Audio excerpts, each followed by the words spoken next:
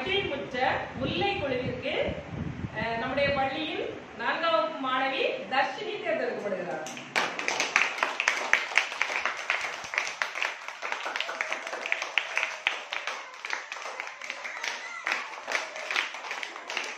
மகிழ்வுற்றம் மருதம் குழுவிற்கு 5ஆம் வகுப்பு மாணவன் அஸ்வின் தேர்ந்தெடுக்கப்படுகிறார்.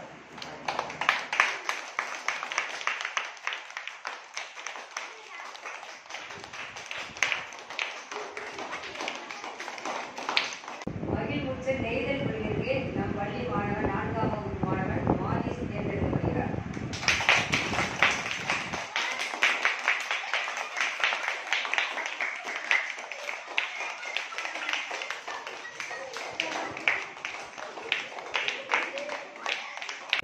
மகிழ்வுற்ற வாழை குழுவிற்கு நம் பள்ளி 5ஆம் வகுப்பு மாணவி தீபிகா தேர்ந்தெடுக்கப்படுகிறார்.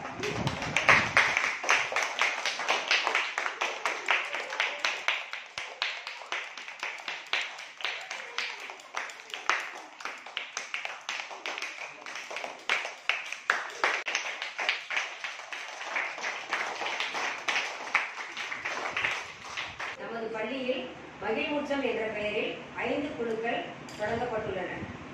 இந்த 5 குழுக்களின் பெயர்கள் குறிஞ்சி, முல்லை, மருதம், நெய்தல், பாலை.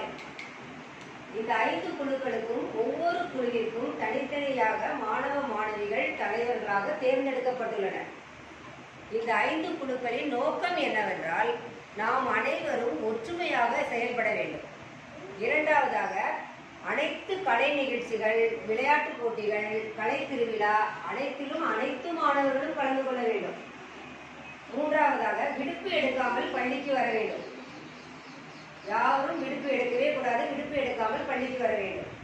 தன்னுடைய தனித்தனி திறமைகளை, ஆளுமை பண்புகளை வெளிப்படுத்த வேண்டும். இதுதான் இந்த 5 குழுக்களின் நோக்கமாகும். ஆதலால் இந்த 5 குழுக்களின் தலைவராக தேர்ந்தெடுக்கப்பட்ட மாணவ மாணவிகளுக்கு நீங்கள் அனைவரும் ஒத்துழைப்பு தந்து நல்குமாறு கேட்டுக்கொள்கிறேன். நன்றி.